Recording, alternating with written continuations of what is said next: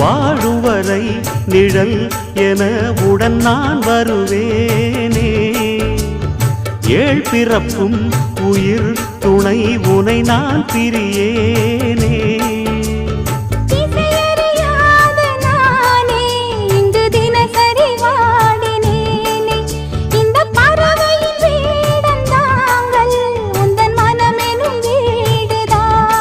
நீண்ட காலம் நேர்ந்த சோகம் நீங்கி போக நானும் தீண்ட யோகம் விளங்கிட. பூமிக்கொரு வாரம் என்று எண்ணி இருந்தேன், பூமுடிக்க யாரும் இன்றி கண்ணி இருந்தேன். சொந்தமின்றி பந்தமின்றி நானும் இருந்தேன்.